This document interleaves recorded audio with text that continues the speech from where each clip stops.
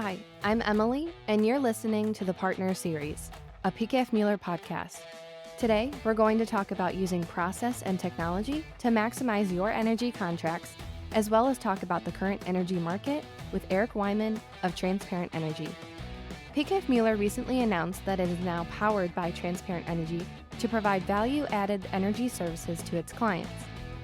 PKF Mueller strategically partners with companies like Transparent Energy to further support our mission of enhancing the lifetime success of our clients through innovative financial, accounting, and business management services across a wide variety of industries.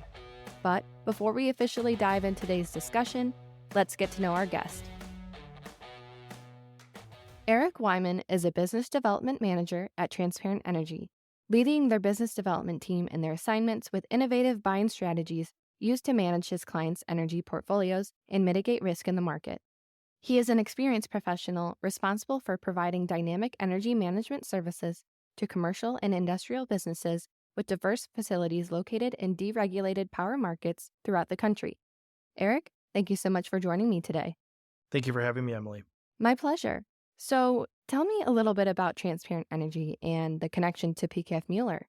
Yeah, sure. So Transparent Energy was founded in 2009. We're a specialized energy procurement advisory firm with, the simple goal of procuring inexpensive third-party energy for commercial, institutional, and governmental customers to really distinguish ourselves from traditional energy brokers. We have about 2,200 plus unique customers. We've transacted over, $2 billion in energy supply spend through our process and online platform.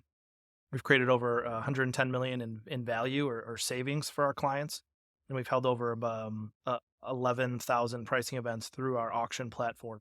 We're headquartered in Fairfield, New Jersey, with offices also in Chicago, which I'm out of, and Vero Beach, Florida.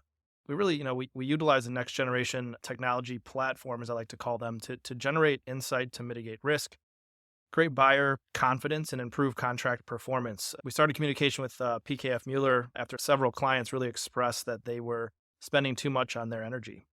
Great. I want to talk more about this next-gen technology you mentioned. What makes this, and Transparent Energy for that matter, so different from other energy procurement services? Yeah, let me first really start with what we've seen over the last 12 years from our competitors. Traditionally, that process, what I've at least seen and heard from clients after we kind of have taken them from those competitors, if you will, is, a few suppliers being invited, typically maybe 3 to 4 incomplete information provided, which really creates supplier uncertainty regarding the buyer's commitment. There's really little market intel provided to the customer on when or why they're actually going to the market. And then for the buyer, it's really hard to obtain an apples to apples results on the quotes being received because there's no real audit trail with little visibility into competing offers. Essentially, what was the first bid? What was the last bid? Maybe the delta between the two.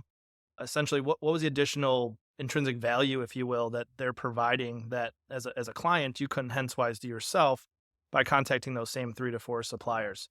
So again, that's what we've seen over the last 12 years from our competitors. And then drilling into kind of where we differentiate and how our process is a little bit different is we have a 4-step process that'll help garner 7 to 8% better results over what clients have been doing currently, whether that's doing this in-house and or using kind of a third-party broker. Again, what you heard previously was more of what we call an antiquated process for energy procurement. We kind of try to revolutionize that with our proprietary platform and process. And that process really first starts with timing the markets. We want to look at renewals at minimum 12 months ahead of expiration. By addressing, your renewal early, we really ensure our clients have the best chance to capitalize on dips in the market and really manage their risk. Second real step of our process, if you will, increase the supplier pool competing for clients' business at minimum 200-300%. When our suppliers come to compete, they know that we're not really conducting a fishing expedition. They have a ready, willing, and able buyer, someone on a silver platter. Our third real step is, we have a live reverse auction platform, which I alluded to earlier, holding those 11,000 events. These auctions are scheduled for 15 minutes. They have a 2-minute reset timer if a bid is placed inside of 2 minutes. It gives everyone a fair and open opportunity to really sharpen their pencils and rebid, squeeze their margins, if you will, and deliver those results to clients. By utilizing that technology, we can, test the market for various pricing mechanisms, term lengths, green content, renewable energy, essentially, and do so in a very efficient manner. We're going to do all the heavy lifting. Clients are not obligated to transact nor go with the lowest bidder. the clients are always going to be in control. And then lastly, on the day of those auctions, we have a 97% close rate, which really eliminates supplier hold premiums. If a supplier, has been conditioned by, other of our competitors to hold prices for 24 or 48 hours, to hold open that price, really a premium is embedded into those prices because they have to assume the market's going to go up during that price hold period, if you will. That hold premium is removed from our auctions, which allows our suppliers to compete, a handful more times to really secure the client's business. So, being pretty familiar with the markets, then, what does a historical look back at the energy market tell us, and how has the energy landscape changed? Yeah, the energy landscape has changed and it's just become a lot more volatile. There's a lot more things on the global stage happening um, that have really allowed prices to increase and become more volatile in a short period of time. Extreme weather events kind of being one of them in the Gulf. If they're not able to, secure as much natural gas out of the ground, they have to shut down those plants. That obviously puts pressure on the supply demand balance. LNG exports is a big piece of that. So liquefied natural gas, where we're taking natural gas out of the ground, liquefying and shipping it overseas. There's been kind of a global demand for our liquefied natural gas. As this, we're moving to more of a renewable future. Natural gas really has kind of half the emissions of, coal, if you will. So it's kind of the natural bridge fuel between where we are now and the renewable future that the world kind of is pushing for. So that puts just a lot of pressure on, again, here, the domestic supply demand balance, because we're exporting more of our own supply, and it's waning supply, if you will. Demand, is kind of increasing, and that's, domestically prices have kind of risen pretty dramatically, coupled with, the Russian-Ukrainian conflict, where now we're trying to fulfill the need for the European Union to, fill their storage ahead of winter, which we successfully did, which allowed prices to, increase by about 200%. And then, yeah, just the European and Asian energy crisis, really. So, this has become more of a global conflict, and U.S. energy prices kind of feeling the brunt of it, unfortunately. What do you think this means for customers, more specifically when it comes to their energy contracts? Yeah, I think customers really need to determine how they're going to be planning on mitigating risk going forward. A traditional process that I discussed earlier, you've been able to get, away with that for the last 10 years because we've had extremely low prices due to just the increase in technology and fracking here domestically. So instead of just going vertically, we can now go horizontally. So for the last decade, prices have been pretty suppressed because we just had oceans and oceans of natural gas at our fingertips. And I know I'm talking about a lot of natural gas here, but the reason we talk about natural gas is we want to get natural gas is the primary power source of generation. So we want to look to natural gas prices to really get context into what electricity prices are going to be doing and trending moving forward. So, again, part of our process, and the majority of our process, is really determined on market timing. If you're going to the market at the right time, traditionally, people would go to market maybe 1 to 2 months ahead of expiration because it was just the next thing on their list to kind of accomplish. And again, you've been able to get away with that for the last decade, but gone are those times, unfortunately, with the volatility we've seen in the energy markets. And how often would a company need to go to market? Good question. Traditional term lengths 12, 24, Okay. 36, maybe 48 months. Again, historically, people have just gone to market 1 to 2 months ahead of expiration. They're Mm. trying to buy during what are called shoulder periods. Those are somewhat vanished and evaporated in the energy landscape over the last couple of years. Shoulder periods would be like spring and fall, right? There's not as much demand on the grid. People aren't heating or cooling their homes. Maybe they're opening their windows. Same with businesses. So gone, unfortunately, are those times. So what we really try and do is we try and look at the supply demand balances, what the futures data is telling us, rig counts, that basically how much natural gas they're trying to pull out of the ground. What is the prices in the European and Asian markets? What's that going to do to our prices here domestically? So there's just now more variables that need to be considered to create that risk mitigation strategy rather than going to market because it's out of convenience. There needs to be a strategy in place to really mitigate risk. That's the biggest piece alone about energy procurement. That's the number one kind of step of our process. Yeah. And how has transparent energy helped mitigate risk in the energy market for PKF Mueller clients specifically? Do you have any case studies regarding that?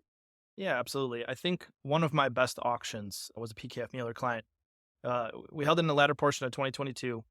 We had about 10 suppliers come to compete for that customer's business, which was actually really good in that market. It's not as liquid of a market. It was in Southern Illinois. There's maybe 15 total suppliers there that we are partnered and papered with in the ComEd territory where I'm speaking from today in the PKF Mueller office here in Elgin. This is the ComEd territory. So there's about 20. It's almost, 5 to 10 more suppliers can actually come and participate in ComEd. So this is in Southern Illinois. Again, these auctions are scheduled for 15 minutes with a 2-minute reset timer. With those 10 suppliers, there was 376 unique bids over a 55-minute period.